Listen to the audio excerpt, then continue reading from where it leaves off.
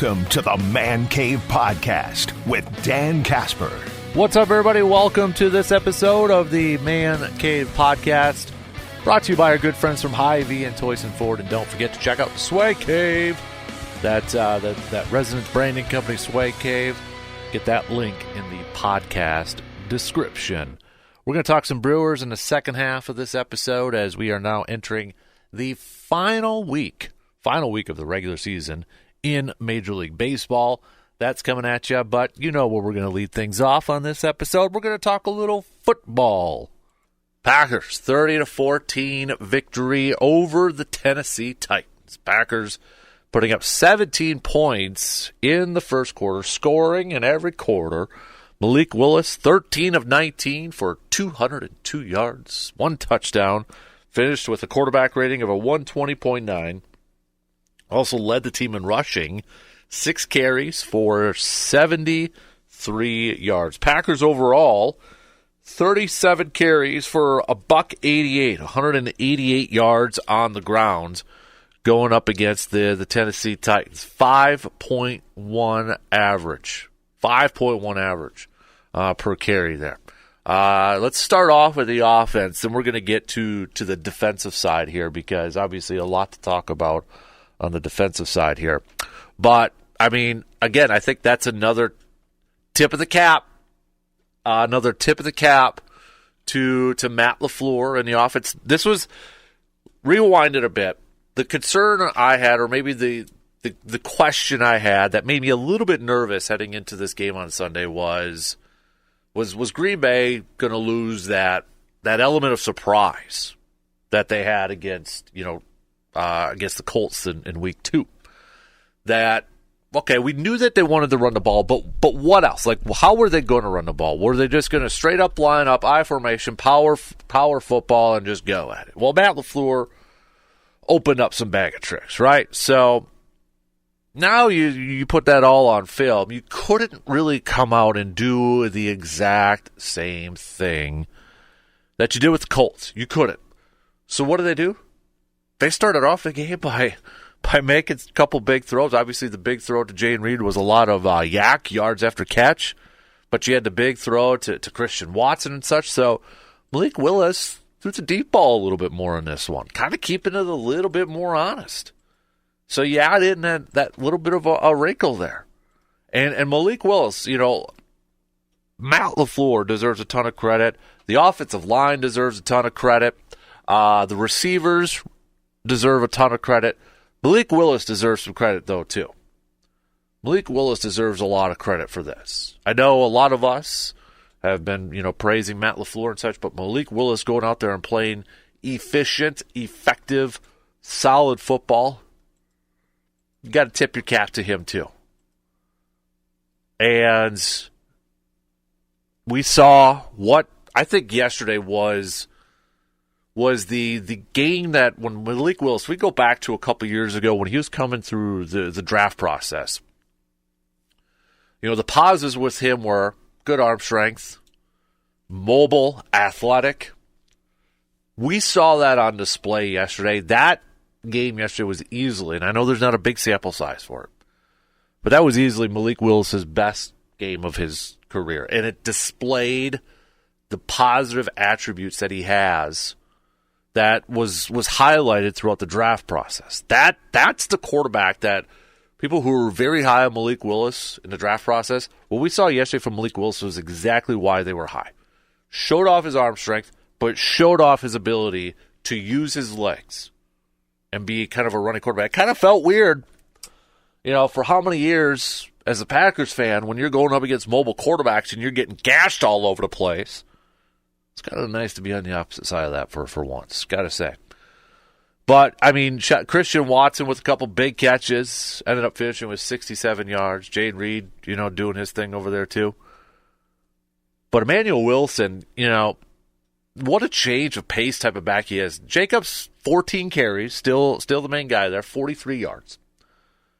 But Emmanuel Wilson, 12 carries for 50 yards. May not seem like a ton. But I think it was, and you look at his catch, his first career touchdown, that screen pass, that whole play was just kind of a thing of beauty. It developed perfectly. Malik Willis getting the pressure in his face, doesn't panic. Nice little throw to Emmanuel Wilson. Emmanuel Wilson following his blocks, the offensive line, getting to the second, getting to the third level, scampering in for a touch. I mean, that was like executed so beautifully, so perfectly. It was poetic. But Emmanuel Wilson, I think, kind of showed, too, if people weren't familiar with him outside of Green Bay, kind of showed he had a little burst. You look at him, and you may not think like that's a guy that's got a little burst to him. He's got a little burst to him. So when you look at the box score numbers for Emmanuel, 50 yards rushing, okay, 35 yards receiving, touchdown. Watch the tape. Watch the actual game, and you can see that he just has a little bit of something different there. But, again, and Matt LaFleur talked about it in his locker room after the game, but another performance from these wide receivers in the blocking game and such. I mean, these guys are going out there, and they're playing physical football. These receivers are playing incredibly physical football, especially in the run game. And, the last few years we talk about receivers and, the negative parts about them. You hear people saying, receiver drama, this, that, the other. These dudes, for all the talk about who's the number one, do they need a number one? These guys just go out there. They're kind of the best way I can describe these Packers receivers. Blue collar, taking your lunch pail to work. Let's go. They're not afraid to be physical. They're not afraid to get in the blocking. Just go do the job. Do the job that's at hand. Not going to complain that they're not getting enough targets. Not going to complain that they're not getting enough receiving yards or touchdowns. Let's put on our hard helmet, in this case our helmet, and let's go out there and do the job to help the team win. I love this mindset of this receiving group, that they just go out there and get the job done. Hey, once in a while, a receiver might just have that game where they're over 100 yards and they're lighting it up, couple touchdowns, whatever. We saw a little bit of that last year towards the stretch. It was that guy's week. It was Bo Melton's week. It was Jaden Reed's week. It was Romeo. It was Christian Watson. It was Dontavian Wicks. But these guys have this mindset that they just go in for the team. Let's do what we got to do. We got to block today. We're going to block today. We're going to open it up in the passing game. All right, let's show off that we are playmakers. Offensive line, I mean, for the most part, first of all, Malik Willis did get a couple sacks, 3 sacks overall there. The issue I have on the offensive line, Rasheed Walker is not off to a great start. Penalties. Elton Jenkins got called for a couple holds. Rasheed Walker, again, he's one of the most penalized offensive linemen in the league. Not sure what's going on there with Walker. And I get, you're getting the illegal formation stuff. It's not just Green Bay. We're seeing a lot of teams getting flagged for that. Remember the opener with Baltimore and Kansas City and such? The whole narrative around that is that officiating crew of the NFL is really kind of hammering it the first few weeks, and then maybe they'll back off a little bit, trying to set that idea with teams. So I'll be curious to see if it's still called at the level that it's called, in a couple weeks. But still, no excuses. I feel bad for Jacobs at a lot of these times, too. It feels like some of his big runs are, and then they're called back after, laundry's on the field with those yellow flags. And it's unacceptable. It's inexcusable, whether it's coaching, whether it's just boneheaded mental errors. And I get, the whole zone run thing. Sometimes offensive linemen are put in a compromising position, and it just, it's wrong place, wrong time sort of thing. But when you consistently wipe out some of these big plays, you do that against some really good teams. You do that against the Vikings coming up this weekend. You look at the Texans in that game, they were penalized all over the place. Can't give good teams extra plays, or you can't take away your big plays against good teams. They've got to clean up the offensive penalties. They have got to clean up the penalties on the offensive line. They got to get better. Rasheed Walker's got to get better at that. Has to. But player-wise, offensive line, I mean, I thought they held up on their own. I mean, there was a lot of time. We saw it. Tennessee was loading up. They were trying to get after Malik. They were going to go out there and stop that run. I mean, how many times did we see like 8 guys right on that line of scrimmage for Tennessee? Manuel Wilson was picking up blocks. I mean, so blocking-wise, offensive line, running backs and such, tight ends, besides Luke Musgrave getting blown up on that one by Arden Key, overall, I thought it was pretty darn solid offensively. But again, I got to give a little bit of a tip of the cap to Matt LaFleur, because I'll circle back here a little bit. My concern or my worry heading into this game was you're losing the element of surprise. So what do you have left there? And again, Matt LaFleur just seems to be a step ahead. And I don't want to get into the Minnesota game yet, but I will say this. After Brian Flores, defensive coordinator for Minnesota, last couple weeks, essentially shutting down Kyle Shanahan, shutting down Bobby Slowick. 2 guys, Shanahan systems, similar style offenses as Matt LaFleur. It's going to be a good test. Can Matt LaFleur figure out what maybe Shanahan and Bobby Slowick couldn't do these last couple weeks going up against Minnesota's defense? If LaFleur can do that and stay one step ahead of Brian Flores, Matt LaFleur's going to be rolling here too. But we got plenty of time to talk about that throughout the week. Well, it's a victory Monday right now. We get to enjoy it here a little bit. Defensively, Packers defense, a lot of us thought, a lot of speculation out there, could this be the game that we're going to see this pass rush, that we're going to see the Packers finally maybe rack up some sacks here? We looked at the numbers, the next-gen stats. A lot of teams, first couple weeks, Will Levis. Nobody was pressured more. Nobody was blitzed more. Well, Packers, they hit a home run on that narrative.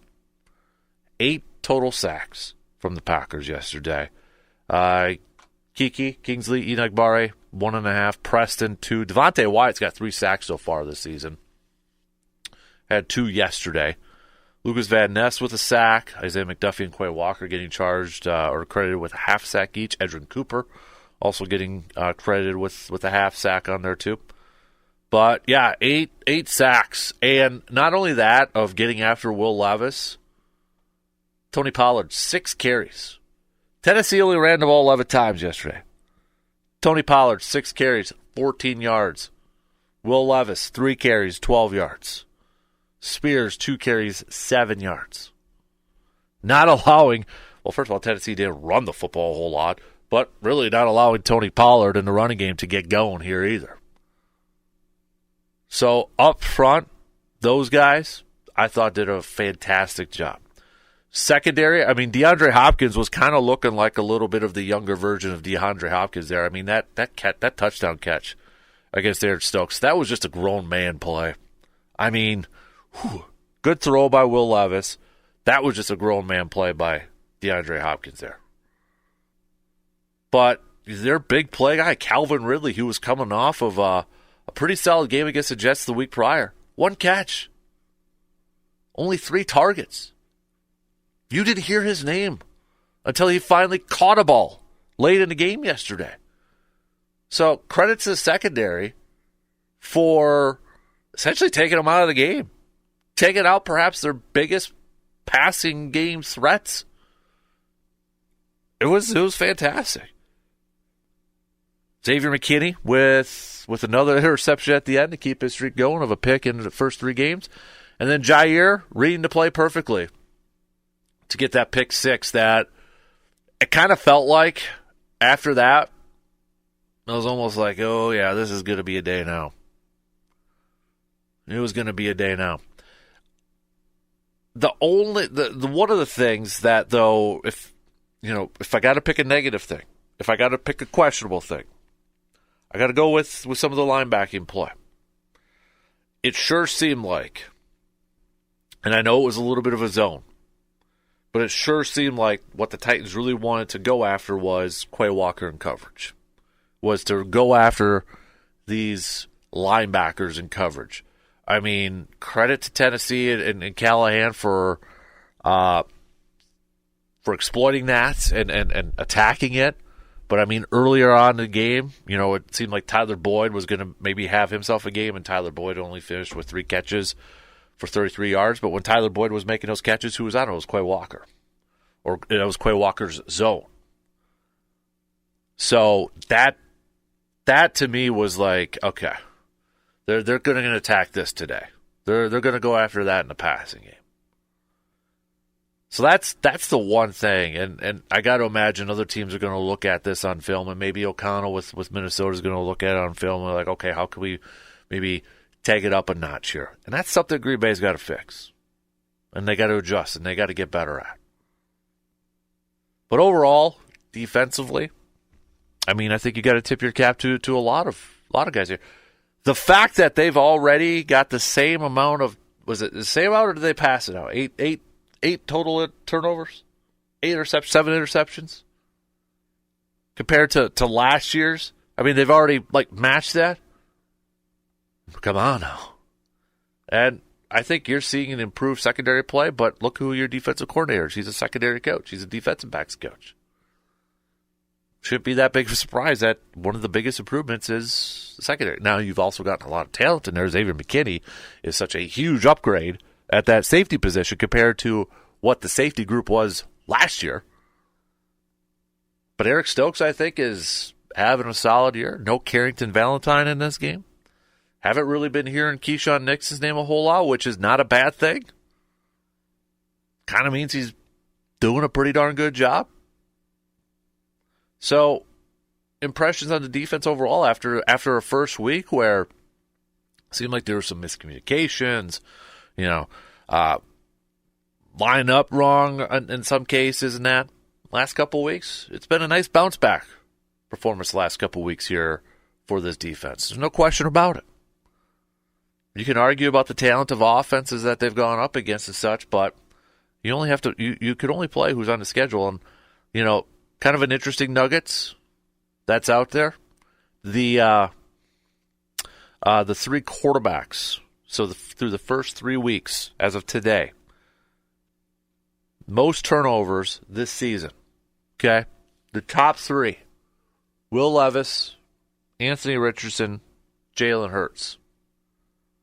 What's a common theme there? Packers defense has played all 3 of those guys. Will Levis has 8 turnovers this season. Packers just beat him.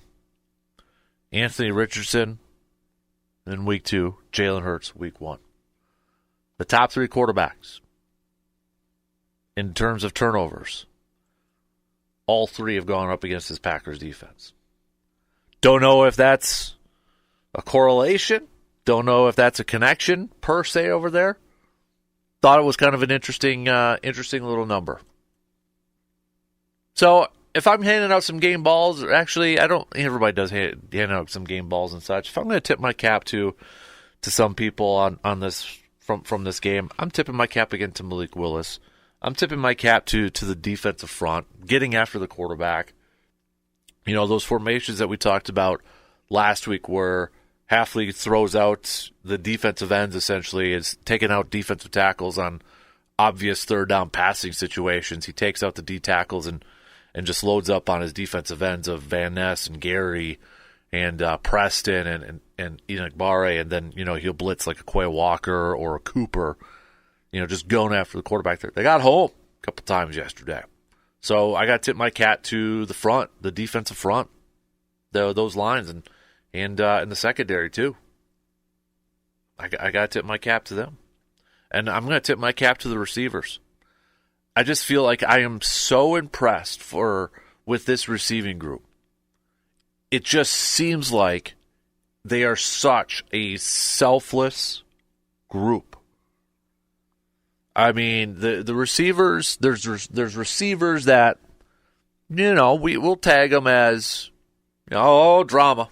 It's that receiver drama. They're getting mad when they're not getting the ball thrown to them. They're getting mad if they're not getting their catches. And you got dudes who are just getting paid a lot of money right now.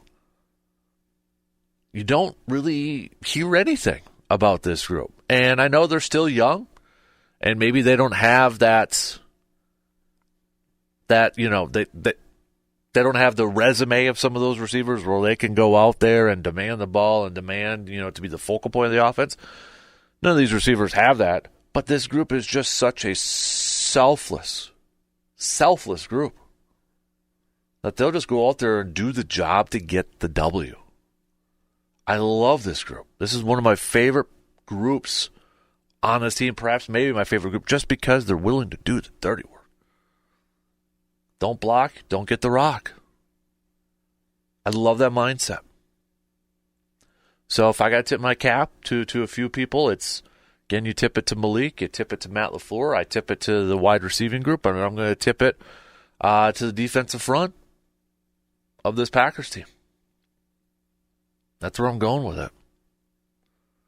Overall, I think it's another solid team win against a team that was pretty desperate on their home field after a week of a lot of question marks and fans calling out their quarterback and even their head coach kind of calling out their quarterback.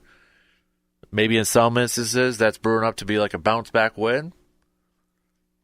Green Bay shut it down. The fact that you go 2-0 with your backup quarterback who has only been around for about a month now, I'll take that 11 times out of 10. I'll take that 20 times out of 10. To go 2-0 with a backup quarterback that's only been around a month, couple weeks, few weeks. I don't care who they're playing. I don't care if it's the worst team in the league. To still get that W, get 2 Ws, to go 2-0, you get excited about that and you get pumped about that. And I think there's a hope with this, but I think these last 2 weeks too, maybe Matt LaFleur has grown a little bit as a play caller. Gotten to know a little bit more about his team. Maybe he has a few tricks up his sleeves, or maybe realizes, hey, when Love's back, we can do this, we can do that. We can even be more dynamic offense. Another thing I want to talk about with Malik Willis, and it's kind of becoming a thing now after this game. You're hearing more fans talk about it and such. And I'm not saying it's wrong.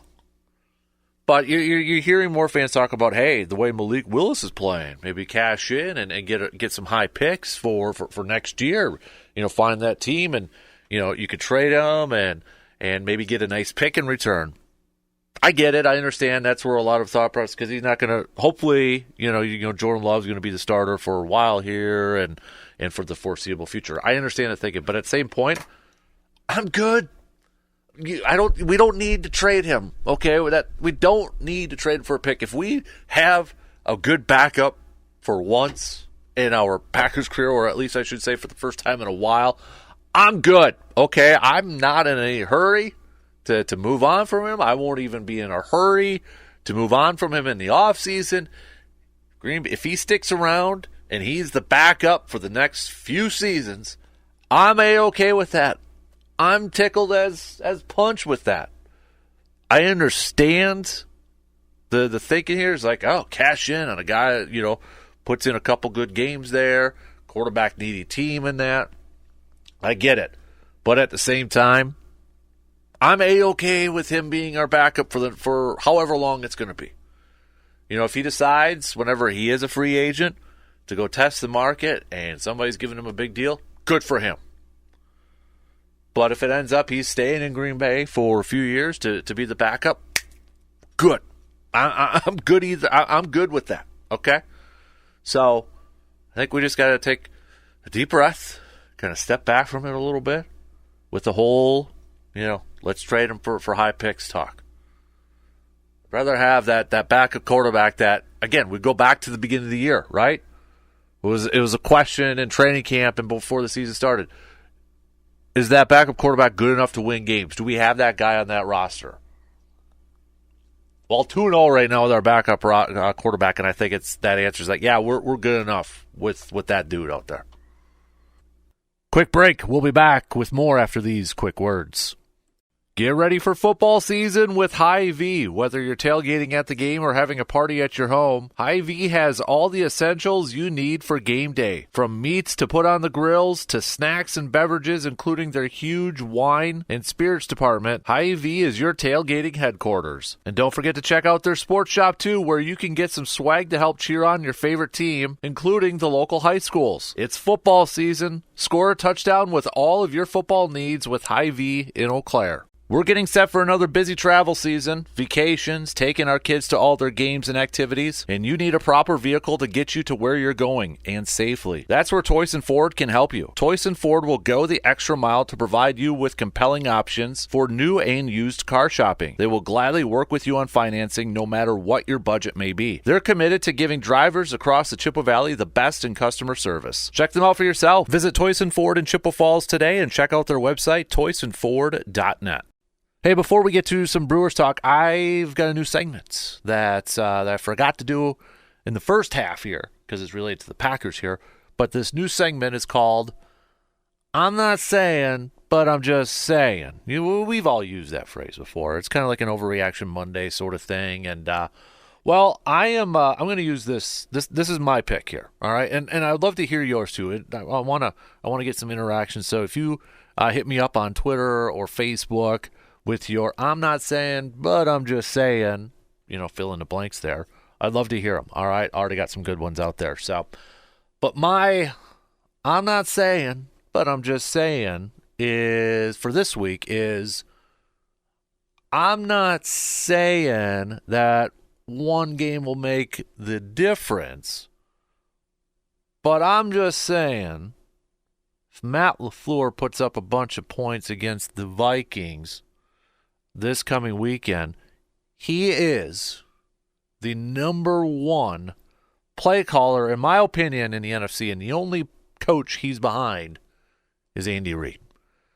And I say that because you look at what Brian Flores, defensive coordinator for the Vikings, has done in the first or last couple weeks.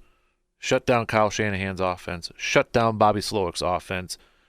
LaFleur is from that same tree. So if LaFleur can put up points and kind of solve this Vikings defense, he's number one in the NFC, number two overall in terms of play callers. So that's I'm not saying, but I'm just saying. Brewers fans, how you feeling about your team right now? How are you feeling about your team as they wrap up this regular season this week? Off day today. I'm going to give you a couple scenarios and which side of the aisle are you on mostly? So they dropped 3 out of 4 against the Diamondbacks. It took a comeback down 8 runs on yesterday, for them to come back. I mean, great comeback, down 8, and you win 10-9. And you're still the only team right now in the majors without a 4-game losing streak. But with 6 more games left to go here, and your team just dropped 3 to 4 against the Diamondbacks, nearly lost 4 in a row, how concerned are you with this team as they approach the offseason? Do you think they're kind of sleepwalking into the postseason? Or are you of the mindset of, you know what? They just wrapped up 13 games in a row without a bye. They took 2 out of 3 against the Giants on the road. They took 2 out of 3 against the Diamondbacks on the road. They took 2 out of 3 against Philly at home. And that final game in Philly was a walk-off. They had already clinched the division before that game. But they got that walk-off victory, and it was a little bit more of a celebration there. A celebration, at least you're celebrating after a win instead of, hey, we lost, but we still won a division, so let's go celebrate. Maybe a little bit of a letdown because of a little bit of a celebration letdown because after that, hey, you had to start your 4-game series right away against the Diamondbacks. So maybe you're like, yeah, they needed an off day. Because it was 13 games in a row and you mixed in, the celebration, the intensity there. They just needed an off day. And they get that today. So what side are you on right now? What side of the aisle? Or maybe you're in the middle. Because that's kind of where I'm at this point. I'm not going to lie, I'm a little concerned. I'm a big believer in momentum. You ride momentum into the postseason. It doesn't mean you're going to be automatically crowned as champs, or you're going to be crowned as your league champ and go to the championship. But I'm a big believer in momentum. Momentum equals confidence. And the last thing I want to see is this Brewers team again kind of just going in, sleepwalking, riding the wave. Because it is a good point. Last year, Diamondbacks, they lost their last 4 going into the postseason. Look what happened. And they, I think, kind of got a little momentum at the hands of the Brewers there. But nonetheless, I am a believer in momentum. So I would like to see the Brewers playing some of their best baseball, playing with a lot of confidence as they enter the postseason. Because even though this year is different, it's got this different feeling. We've talked about this before. It's like, we've been to the postseason how many times these last few years? But we kind of have this okay, but we want to start to win some games in the postseason. We want to start to advance in the postseason. And this year's a little different because I think, we're at a spot. I didn't expect this to happen. I think a lot of people didn't expect this to happen. So it's a little bit different. But I still want the team to win and advance in the postseason, regardless if I expected them to be there or not. So, yeah, I'm a little concerned. But at the same time, I understand, too, that 13 games in a row was a long stretch. It's probably a lot of mental wear and tear on there too. And yes, you got a little celebration hangover. And I think there was a little bit of a letdown. I mean, let's be real. You clinch it. You win. You clinch. What happens the next day? You're sitting the guy out that wanted to play 162 games in a row. You're sitting some veterans out. You're sitting Contreras out. These guys that maybe have little nagging injuries. If it was a game that was a must-win, they're going to play. But there's going to be that natural little letdown. So I understand both sides of it. I guess to make me feel super better now would be, okay, now you got an off day. Let's regroup. Okay? Let's regroup. Let's catch our breath. 13 games in a row. Celebration mixed in there. There's a lot going on. There was a lot going on here. Let's take today. Obviously, they're going to be traveling if they didn't travel yesterday. Take a deep breath, relax a little bit, refocus, regroup. And let's finish these next 6 strong. I don't know what the mindset's going to be because they're currently 4 back from the top spot and they're 3 back from the second spot. But again, they don't have any tiebreakers, remember. They don't have any tiebreakers. So they're going to have to take care of their business, but at the same time, they're going to need a little bit of help. Not a little bit, probably a lot of help here. I just want to see this group, okay, let's get back on track. Let's play some good ball. And let's get that confidence as we get to the postseason. That Mets series to me, though, is the one that's... Because by the time they get to that Mets series, they could very well find out whether they're going to be the 3 seed and no chance to go any higher. So if that's the case, how do they approach it? How do they approach, what's the mindset heading into that series? Is it resting guys? Is it just maybe playing guys, a couple guys, couple innings here or there? It's a fine balance. I think you still got to get your regulars, your main guys. You got to get them some ABs. You got to get some work in. You got. I almost feel like I want a little bit more of a regular type of schedule, if that makes sense. I get it. It's a fine line. Bullpen guys, pitchers, you probably want a little bit more rest with. But, that Mets series to me, that potentially could be...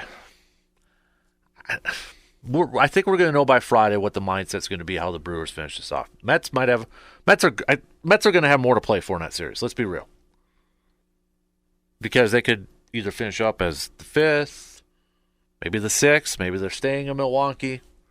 Who knows? But I understand. Going back to the original question at hand, which side am I on?